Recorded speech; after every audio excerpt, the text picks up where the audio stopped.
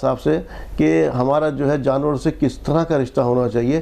اس سے پہلے کہ مجاز صاحب سے میں اس رشتے کے بارے میں جانوں، سب سے پہلے اپنے معزز مہمان کا استقبال کرتے ہیں. مجاز صاحب، آپ کو اسٹوڈیو بہت بہت خیر مقدم. السلام علیکم. وعلیکم السلام ورحمۃ اللہ وبرکاتہ.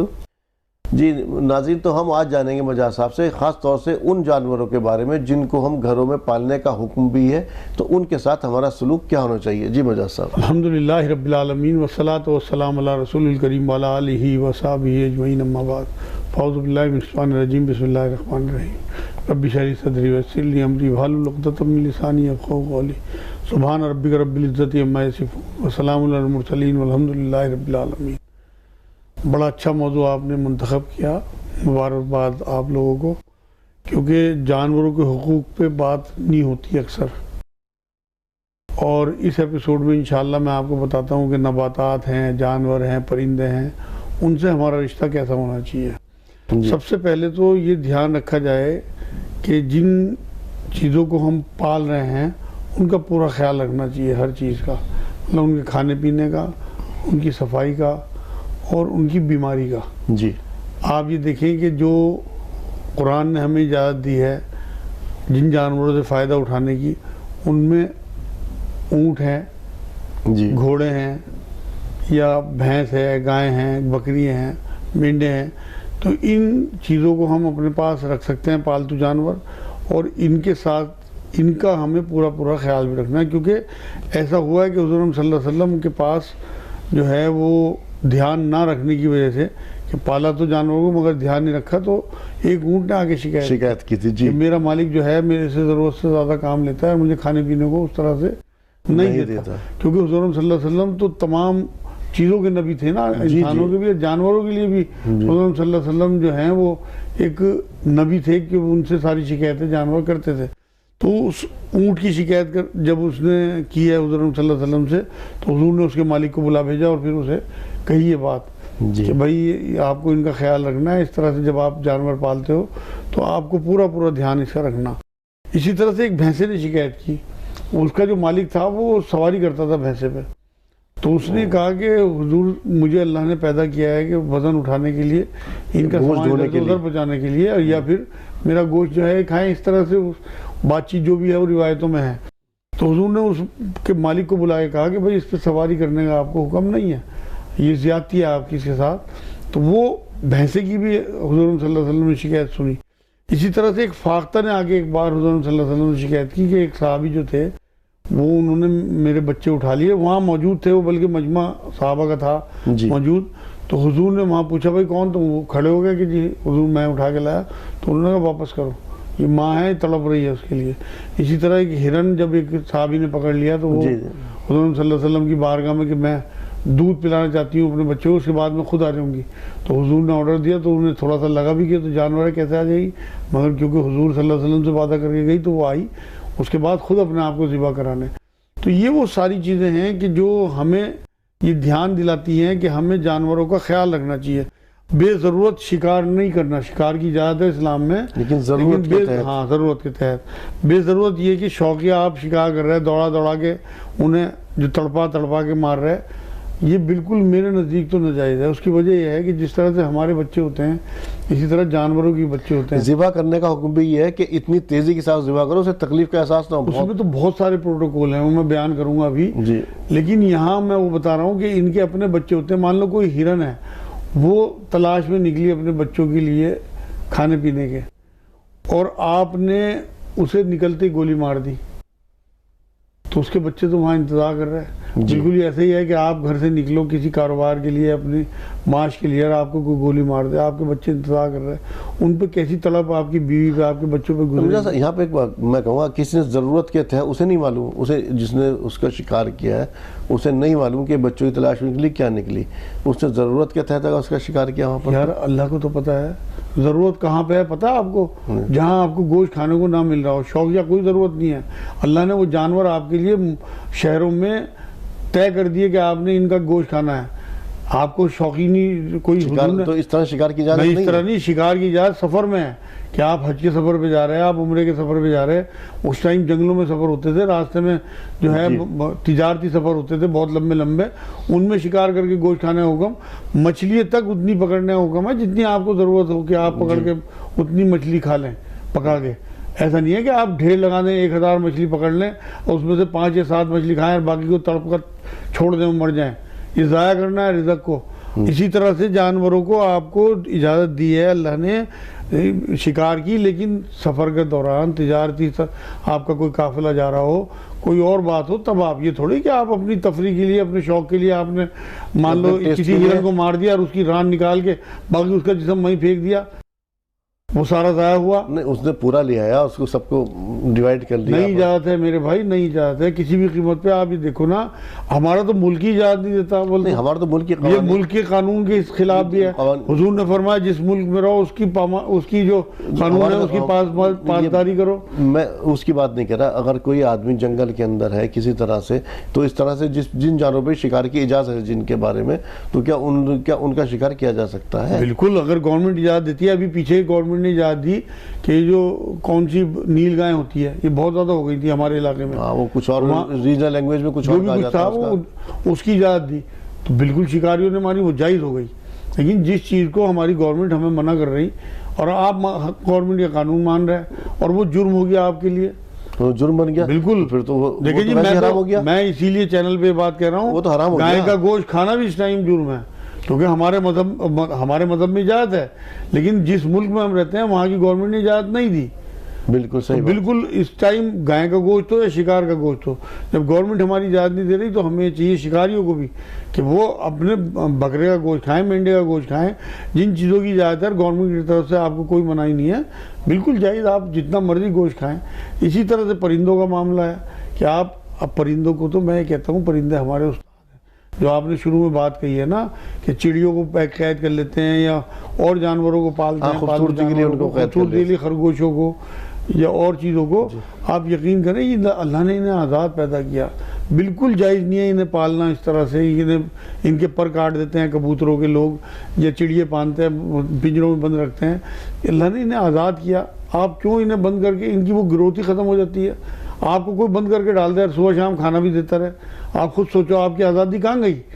تو اسی لیے ان جانوروں کو ہمیں خیال چاہیے جنہیں اللہ نے آزاد پیدا کیا انہیں آزاد رکھیں، جن کی اجازت دی انہیں آپ پالتو جانور بنا کے پال سکتے ہیں. کیا اس طرح سے ان چڑیوں کو پالنے کی اجازت نہیں ہے؟ بالکل اجازت نہیں ہے. حضور نے کبھی نہیں پالا بلکہ آزاد کرایا. وہ صحابی جو فاختہ کے بچوں کو اٹھا لائے تھے، حضور نے تو آزاد کرایا انہیں. دیکھیں جن چیزوں کو اللہ نے آزاد پیدا کیا ہے انہیں آزاد ہی چھوڑ دیں. ان کا رزق کا انتظام بھی اللہ نے قرآن میں کیا کہا کہ پرندے صبح کو خالی پیٹ گھونسلوں سے نکلتے ہیں جی، اور شام کو بھرے پیٹ اپنے گھونسلوں میں آتے ہیں. اس کا مطلب اللہ نے انتظام کر رکھا کائنات میں ان کا. حالانکہ آپ اسے پالنے کے بعد اس سے بہتر وقت پہ صبح دوپہر شام ہر ٹائم سے کھانا دے، 24 گھنٹے کا کھانا دے رہے، لیکن اسے قید جو کر لیا اس کا گناہ. یار آپ مجھے ایک بات بتاؤ، آپ اس ٹائم آزاد ہو، آپ دال روٹی کھا رہے ہیں اور جیل میں آپ کو مرغا دینے لگے کوئی روز یا مٹن دینے لگے، آپ کسے زیادہ پریفر کرو گے؟ آزادی آزادی تو یہی آپ جو ہمارا رشتہ جانوروں سے ہے نا وہ یہی ہے کہ جو ہم اپنے بارے میں سوچیں وہی ان کے بارے میں سوچیں. آپ دیکھو حضور صلی اللہ علیہ وسلم ایک غزوے میں جا رہے ہیں، صحابہ ساتھ ہیں. ایک کتیا جو ہے وہ بچہ جننے کے عمل سے گزر رہی ہے، اس ٹائم بچے جن رہی تھی.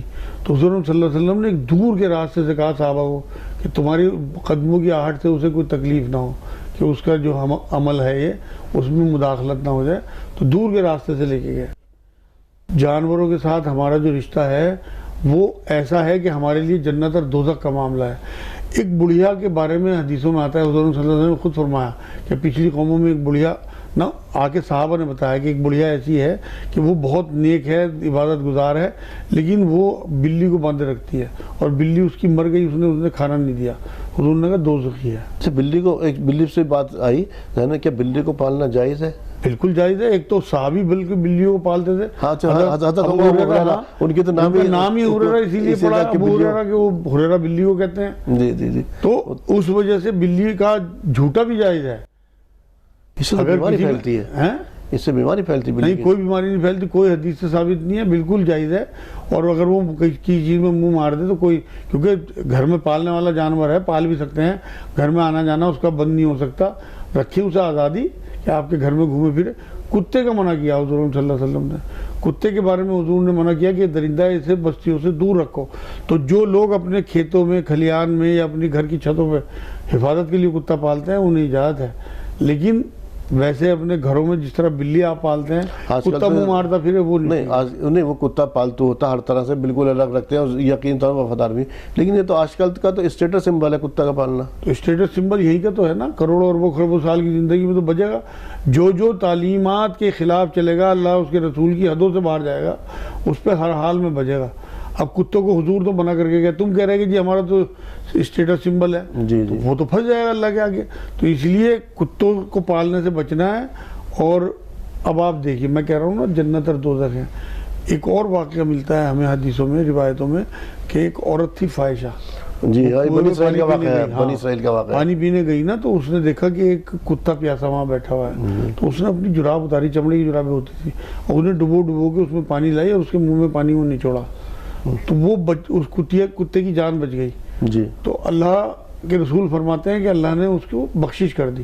فاحشہ عورت کی، آپ اندازہ تو کرو کہ جس نے ساری عمر حرام کام کیا ہو، اس کی بخشش صرف اس وجہ سے ہو گئی کہ انہوں نے ایک کتے کی جان بچا لی.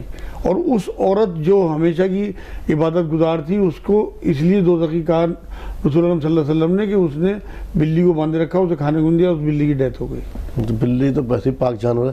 ناظرین، جہاں ہم جانور کے بارے میں بات کریں، وہاں نباتات، پیڑ پودوں، ان کے بارے میں بھی بات کرتے ہیں مجاز صاحب سے. مجاز صاحب، جیسے ابھی آپ نے رشتے کے بارے میں بتایا، جانور سے ہمارا کیا رشتہ، اس سے پہلے کہ میں نباتات کے بارے میں بات کروں، ان لوگوں کے لیے آپ کیا کہیں گے جو لوگ اکثر و بیشتر سڑکوں پر جو جانور ہوتے ہیں، ان لوگوں کو ستاتے ہیں؟ اکثر کسی کتا ہے، گدھا ہے، ان سب کے ساتھ جو زبردستی، کوئی مطلب نہیں، کچھ نہیں جا رہا، کسی نے اس کے مار دیا، کسی نے پتھر مار دیا، وہ ٹیوں ٹیوں کرتا ہوا بھاگا پھرا، اس طرح سے جو کرتے ہیں ان کے لیے کیا؟ بے زبانوں پہ ظلم ہے، جو آپ کا کچھ بگاڑ نہیں سکتے، ان کے ساتھ آپ ظلم کر رہے ہیں. لیکن آپ یہ دیکھو نا، آپ کو اگر اللہ نے طاقت اور اختیار دے دیا یہاں پہ، تو بہت سارے اختیار اللہ نے اپنے اوپر رکھے ہوئے ہیں. آپ سے بڑا طاقتور وہ بھی ہے. اگر آپ یہاں بچ بھی گئے، کسی نے آپ کو کچھ نہیں کہا، یا آپ جیل نہیں جا پائے، یا آپ اس ظلم کی وجہ سے کسی کی پکڑ میں نہیں آئے، تو ایک پکڑ ہے نا ابھی باقی. وہاں تو آپ کا ہر حال میں نام لکھا گیا. قرآن میں اللہ نے کہا تم عمل کر کے بھول جاتے ہو، میں اسے لکھ لیتا ہوں. آپ یقین کریں، میں اپنا ایک واقعہ آپ کو بتاتا ہوں کہ چڑیوں کا ایک جھنڈ جو تھا، وہ دانہ چن رہا تھا. پہلے اصل میں اب تو چڑیاں غائب ہی ہو گئی. پہلے جو یہ اناج بیچنے والے یا پنساری لوگ یہ بچا ہوا سامان سڑک پہ ڈال دیتے، چڑیا آگے چنتی تھی. میں 5th یا 6th کلاس میں تھا، سائیکل پہ نیکر میں بالکل چھوٹا سا تھا، میں آ رہا تھا، تو میں نے جان بوجھ کے ان چڑیوں کے بیچ میں کو اپنی سائیکل نکال دی. ساری چڑیا اڑ گئی، ایک چڑیا میرے پہیے کے نیچے آ گئی، اس کی ڈیتھ ہو گئی. آپ یقین کریں کہ میں 60 سال کے قریب عمر ہونے والی ہے، آج تک اس چڑیا کو نہیں بھولا میں. مطلب میرے دل میں ایسا درد ہے بیوی اس کا کہ میں آپ کو بتا نہیں سکتا کہ میں نے کیا کیا تھا. وہ حالانکہ میرے اوپر نہ شریعت لاگو تھی، اس ٹائم عمر میری 10-11 سال ہوگی، مگر میں تڑپتا ہوں اسے چڑیا کو یاد کر کے آج بھی کہ میں نے کیا ظلم کیا. اس کے بعد میں نے کبھی کسی جانور کو، کسی کیڑے مکوڑے کو، کسی کو نہیں مارا. میری وائف کہتی بھی ہے کاکروچ پھر رہا، میں نہیں کسی کو کچھ کہتا. میں نے آج تک شکار نہیں کیا. میری پوری فیملی، میرا پورا خاندان شکاری ہے، سب کے پاس بندوق ہیں، سب شکار جاتے ہیں جنگل. میں انہیں منع کرتا، میں نے آج تک نہ کسی جانور کو مارا، نہ بندوق چلائی، الحمدللہ. اچھا، یہ تو آپ نے ابھی مجھے یاد آیا، آپ نے کہا کاکروچ کے اوپر، لیکن کچھ جانوروں کو جو موذی جانور ہیں ان کو تو مارنے کا حکم ہے. کچھ جنہیں مارنے کا حکم ہے انہیں مارنا ہی چاہیے. اب جیسے چوہے ہیں، انہیں پکڑنے کے لیے، انہیں مارنے کے لیے ہم اپنے گھر میں، جیسے مچھر ہیں، ہم نے وہ ریکٹ خریدے ہوئے ان سے مارتے ہیں، یا دوائی سے مارتے ہیں جیسے بھی، یا دیمک ہے اس کے لیے ہم نے اپنا انتظام کیا ہوا ہے. تو جن چیزوں کا رسول اکرم صلی اللہ علیہ وسلم نے حکم دے دیا، بس وہاں تک ہیں ہم.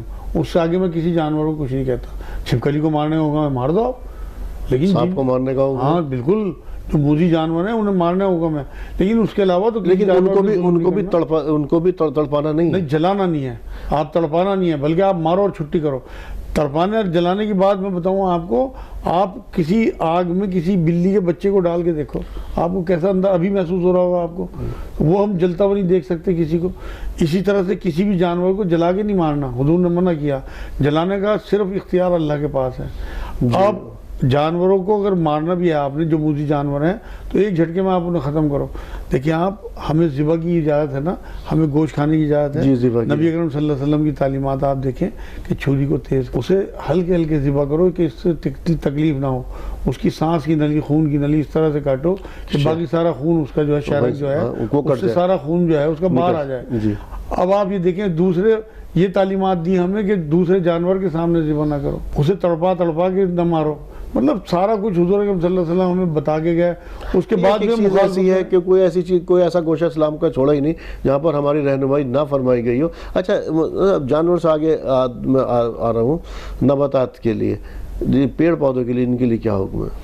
انہیں بنا ضرورت کاٹنے سے منع فرمایا حضور صلی اللہ علیہ وسلم نے. اور ایک حدیث تو ایسی ملتی ہے ان کی حفاظت کی یا انہیں لگانے کی. حضور صلی اللہ علیہ وسلم نے کہا کہ اگر قیامت برپا ہو جائے اور تمہیں پتہ ہو کہ چند منٹ باقی ہیں تو اس میں بھی ایک پیڑ لگا جانا. اچھا، یہ جو گرینری کی بات آج ہمارے معاشرے میں ہوتی ہے، مسلمانوں کو حدیث ہی نہیں پتہ اصل میں، ورنہ یہ حدیث بتا رہا میں آپ کو. یہ تو حضرت معاذ بن جبل کو جب بھیجا ہے گورنر بنا، یہ نہیں کسی مجھے نام یاد ہے، ایک جنگ کے لیے بھیجا تو ان کو نصیحتیں کی ہیں کہ راستے میں کہ بوڑھے بچے عورتوں کو قتل مت کرنا، اس میں پیڑوں کو فصلوں کو نقصان نہ پہنچانا کا حکم دیا. اس میں ساتھ میں یہ کہا فصلوں کو نقصان نہ پہنچانا، فصلوں کو بالکل نقصان نہیں پہنچایا جائے، پیڑ پودے نہ کاٹے جائیں.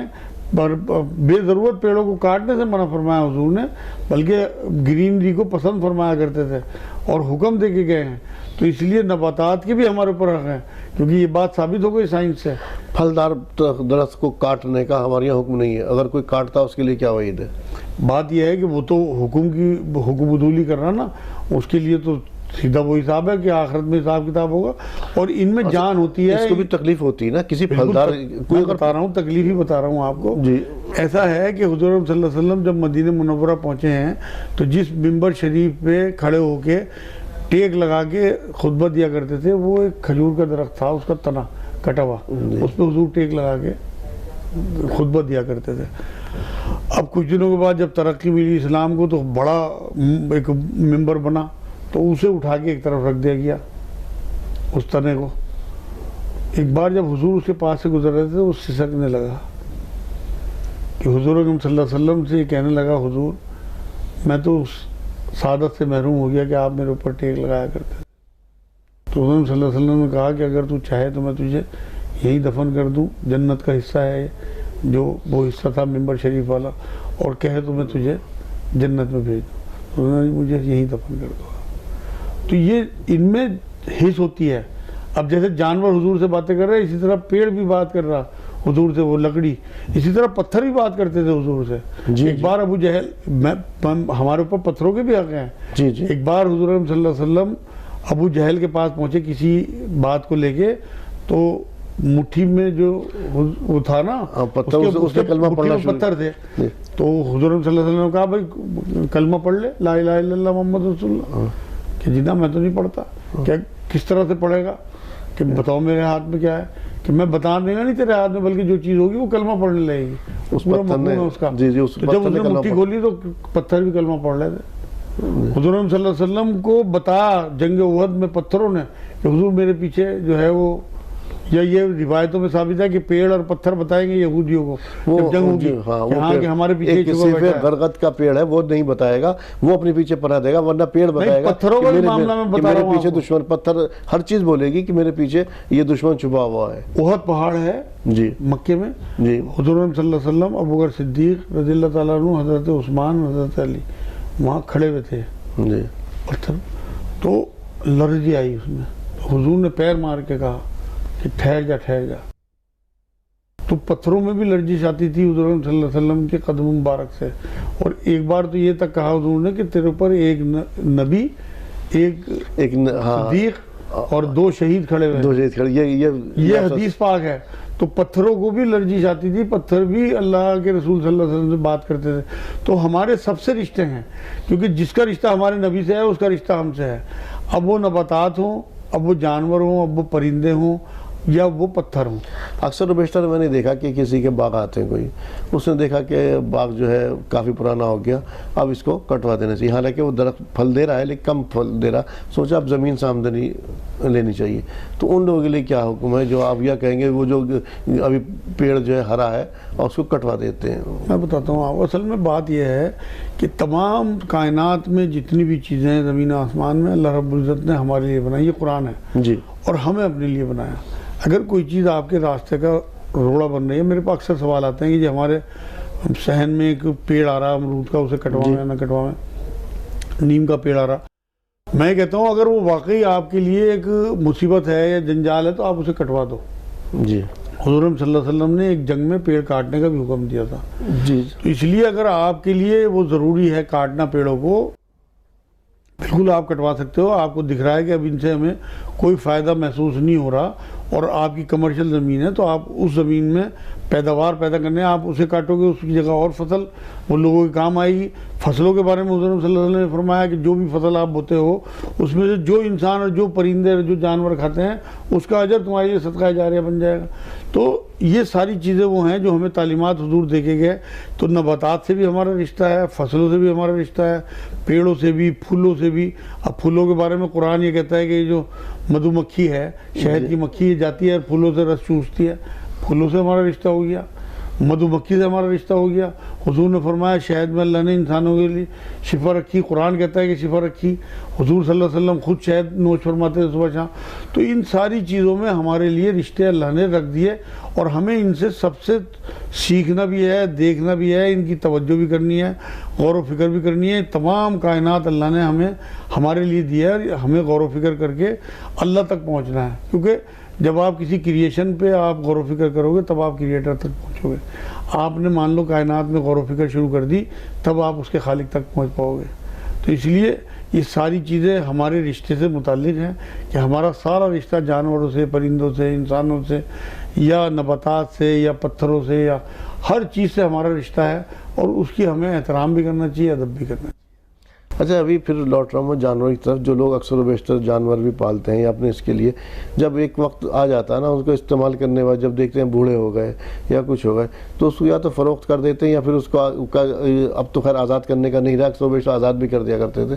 ان کا کیا حکم ہے یا جب تک ہے تو نہیں بس فروخت تو نہ کرے. خیر دیکھیں میں یہاں ایک بات اور بتا دوں، کتے کی خرید و فروخت سے حضور صلی اللہ علیہ وسلم نے منع فرمایا. تو اس لیے کتوں کو تو کبھی بیچے نہ خریدے نہ بیچے. بلیوں کی خرید و فروخت جو ہے کچھ علماء منع کرتے ہیں، کچھ علماء اجازت دیتے ہیں. تو اگر کوئی بیچ بھی دیتا ہے تو کوئی حرج نہیں کیونکہ اس نے خریدی. دوسری بات یہ ہے کہ اگر کوئی ایسے آزاد کر دے تو یہ زیادہ بڑی بات ہوگی. اسی طرح سے جن لوگوں نے ایپیسوڈ دیکھا وہ جو لوگ شکار چھوڑنا چاہتے ہیں شکار چھوڑیں، جو لوگ پرندے پالتے ہیں وہ پرندوں کو آزاد کر دیں. میں نے ایسے بھی لوگ دیکھے ہیں کہ جو خرید کے پرندوں کو آزاد کرتے ہیں. مان لو پنجرے خرید لیے اور انہیں آزاد کر دیا کہ اللہ نے انہیں آزاد بنایا تھا تو ہم کیوں انہیں قید کریں. تو اس لیے میرے بہن بھائیوں ہمیں اپنی آخرت پہ نظر رکھنی ہے. یہاں کے شوق جو ہے وہ اللہ اس کے رسول کی حدوں میں ہوں گے ہمارے، تو انشاءاللہ تعالیٰ ان کا ہمیں اجر ملے گا. اور اگر ہم حدوں کو پار کریں گے، اللہ کی حدوں کو پامال کریں گے تو ہمیں اس کا عذاب ملے گا. تو اس لیے ہمیں قرآن کی وعیدیں اور قرآن کی نویدیں دونوں دھیان میں رکھنی ہے. تو انشاءاللہ تعالیٰ ہمارے لیے یہ زندگی بھی آسان اور وہ زندگی بھی آسان. فضا صاحب نے بڑی تفصیل سے ایک ایسا موضوع تھا جس کو بہت کم لوگ چھوتے ہیں، بہت کم لوگ ٹچ کرتے ہیں. اس کو آپ نے بڑی تفصیل سے میری اور تمام تر ناظرین کی رہنمائی فرمائی. آپ اسٹوڈیو میں تشریف آوری کے لیے آپ کا بہت بہت شکریہ. جزاک اللہ خیر.